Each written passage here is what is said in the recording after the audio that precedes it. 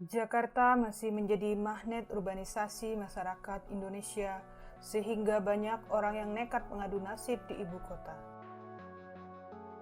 Selain sebagai ibu kota, Jakarta juga berpredikat sebagai kota pusat ekonomi bisnis di Indonesia. Hal ini menyebabkan banyak penduduk dari luar ibu kota ingin mencoba peruntungan hidupnya di kota metropolitan ini dan berpindah pemukiman ke Jakarta.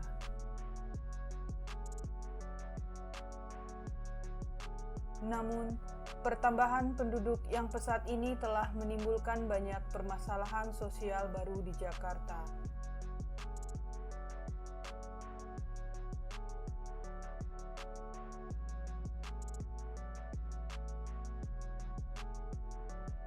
Hal ini menyebabkan banyaknya para pendatang di Jakarta belum mendapatkan pekerjaan layak, begitu juga dengan tempat tinggal. Bahkan, masih banyak yang hidup memprihatinkan.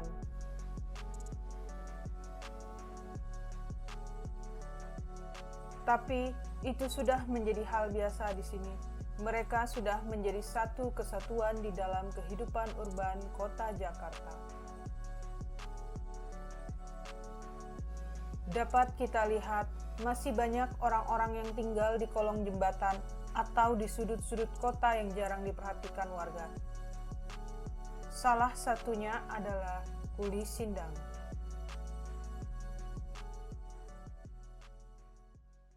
Apa itu Kuli Sindang? Kuli atau buruh sindang sudah dikenal sejak tahun 60-an. Buruh sindang ini ialah laki-laki penjual tenaga kerja sembarang yang mengembara keluar masuk kampung. Pacul, belencong, dan pengki menjadi senjata kerja mereka. Sindang di sini mengindikasikan asal-usul mereka, yakni dari desa Sindang Laut, Cirebon, Jawa Barat.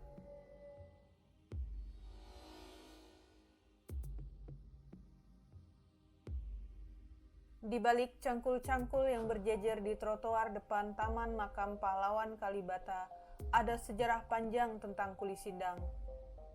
Meski samar, jejak buruh asal Jawa Barat ini terlacak hingga abad yang lampau. Mereka sudah ada sejak tahun 1800-an. Kuli Sindang juga masuk di website Sejarah Jakarta, di mana ada gambaran zaman dahulu Kuli Sindang yang sedang menggali kanal Batavia. Kuli Sindang juga disebut dalam buku-buku sejarah Jakarta. Kuli Sindang dijuluki orang Jawa berlumpur oleh pemerintah kolonial kota Batavia karena mereka dianggap sangat ahli dalam urusan menggali. Hal ini membuktikan bahwa mereka pernah berjasa pada masa pembangunan zaman dahulu. Namun sayangnya, saat ini banyak yang tidak mengetahui siapa mereka.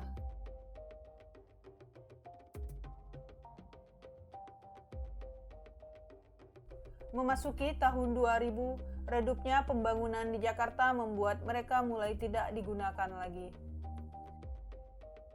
Pesaing mereka adalah alat-alat berat dan para mandor yang membawa orang-orang dari desanya langsung ke proyek untuk menggali. Kadang mereka tidak mendapatkan pekerjaan hingga 1 bulan, bahkan hingga 2 bulan. Tetapi mereka masih bertahan hingga sekarang sambil mengeluhkan nasib mereka sendiri karena mereka tidak punya keahlian lain selain menggali. Di sini saya berkesempatan berbicara dengan beberapa kuli sindang yang sedang duduk di trotoar depan Taman Makam Kalibata.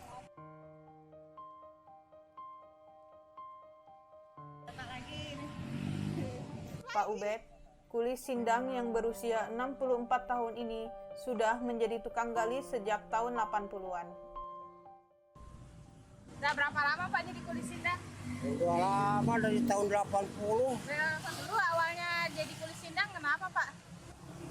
Pada nganggur di kampung ya, kemana aja nyari duit. Awalnya tuh ikut teman atau? Ya ikut-ikut yang udah lama di sini. Udah lama, ada yang lebih lama lagi Ada berarti ya? yang lebih, waktu lubang buaya juga ada bikin kolam. Penghasilan kira-kira berapa Pak? Ya, tentu sekarang aja saya 3 bulan, belum 2 bulan nggak kerja saya kali juga. 2 bulannya nggak kerja. Jadi kalau makan sehari-harinya gimana Pak? Ya alhamdulillah kalau makan mah Masih tiap ada hari ya? ada yang ngasih. Sebelum ini kan udah COVID ya Pak. Kalau sebelum COVID kemarin gimana Pak? Ya lumayan kalau sebelum Covid, tapi udah Covid mah aduh susah Masih banget. lumayan. Kalau sebelum COVID kemarin masih lumayan ya? Nggak tentu kalau tukang gali mah gimana dapat uang seminggu ya bak pulang. Bersama Pak Ubed, saya juga berbicara dengan Pak Hendra yang masih berusia 39 tahun, yang bercerita tentang pengalaman para kuli sindang yang ternyata seringkali ditipu oleh mandor palsu. Itu ya kadang ada aja.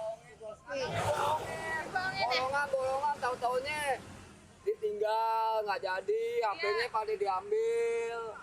Udah punya uang berapa? 100, 200 nih. Udah biarin 200 juga. Dipakai, cuma ditinggal. Dia lari dibuka nggak ada isinya.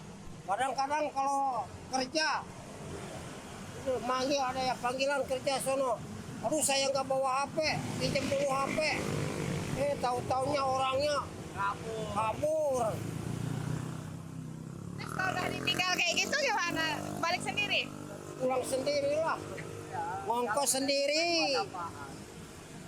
Wah, habis orangnya kabur bawa HP orang. Bisa dikasihin gitu Pak, kenapa? Nah, karena gini, kayak Mbak nih. Nah, Mbak ibaratnya ngodel. nah, Bawa handphone jadul. Iya. Handphone yang kayak gini lah modelnya. Sedangkan Mbak tukang gali handphonenya bagus. Yang bisa WA. Alasan minjem. Bos saya pakainya WA. tahu-tahu Dia pakai hilang. gitu tega banget. Ya begitu resikonya Mbak. Kita jalan kaki dia bawa motor mau ngejar gimana? Itu rame ya? Rame, 8 orang. Di daerah mana itu? Nah di Kampung Melayu. Oh di Jakarta nih. Jatinegara tuh kan ada tuh dulu proyek bikin jebak apaan gituan kereta tuh. Nah di situ dilihat tempatnya bener, cuma yang mandolnya itu yang mana kita nggak tahu. Padahal kata mandol proyek situ nggak ada namanya gali-gali di sini. Ya. Jadi bohongan orang. Udah Nggak dibayar tuh Bang? enggak nyatel mobil angkot. Kita udah borong mobil angkot, akhirnya enggak itu ya untung mobil angkot juga tahu. Udah ada satu orang sekian aja dah kan gitu.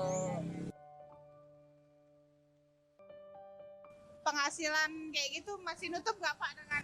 Wah, kadang kagak juga nggak nutup. Makanya gali lubang tutup lubang aja. Biasa galinya gali apa Pak di sana? Tergantung sih Mbak. Tergantung. Kadang ngebobok yang coran, kadang gali buat bikin colokan, kadang sepiteng. Kalau harian mintanya 300, 3,5, kalau 2,5 diambil. Terus proyek kayak gitu sehari doang atau berhari-hari? Ya kalau borongan itu kadang 2 hari, tergantung kadang seminggu. Terus kalau kayak gitu penghasilan kayak gitu bertahannya berapa bulan buat biaya hidup? Wah kalau itu mah Bentar. sebentar doang ya. Nah kalau penghasilannya ibaratnya sehari 500, enggak sebulan kagak dapet. Kan sekarang dapat 500 ya. Kadang-kadang sekali 10 hari kagak kerja. Jadi bisa nombokin yang 10 hari gitu. Nah, kalau kerjanya 3 hari, 4 hari, 5 hari bisa pulang gitu. Kalau cuma sehari kerja, seminggu kagak ya habis lagi lah. Bapak ada niat buat ganti profesi nggak? Mungkin jadi tukang ojek atau apa itu? Nah, jadi tukang ojek gak bisa naik motor. Nggak bisa deh motor. Gimana, naik motor aja nggak bisa. Kalau di kampung sana kerjanya apa Pak? Ya biasa, tani juga. Kalau menurut Bapak lebih menguntungkan di sini apa di sana Pak? Sama aja. Sama aja. Kampung begitu, di sini begitu.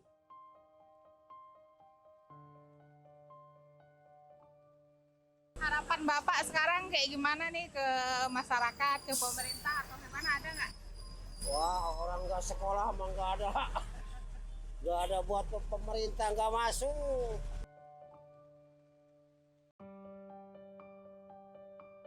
Selain bercerita dengan para kuli sindang, saya bertemu dengan Ibu Fitri yang berprofesi sebagai tukang sapu di sekitar lokasi trotoar Kalibata. Yes, sindang mah dari zaman saya gaji masih kecil. Oh, udah ada Ibu. Iya, udah ada. Menurut pandangan Ibu sendiri bagaimana nih tentang kuli sindang itu? Oh, tukang sindang ya gitu deh. Kalau ada kerjaan, ya jalan. Ya, Kalau jalan. nggak ada ya gimana gitu ya. Iya. Itu juga kalau nganggur, kan kebanyakan nganggur. Iya. Ya paling dari mobil, apa dari motor, makanan ada yang ngasih. Terus kalau Jumat Berkah banyak yang pada ngasih. Begitulah potret hidup para kuli sindang sekarang. Mereka sudah pasrah dengan nasib mereka sendiri. Tak bisa beralih ke pekerjaan lainnya karena mereka sendiri tidak mempunyai keahlian yang lain. Mereka tidak mampu untuk beradaptasi dengan perkembangan zaman.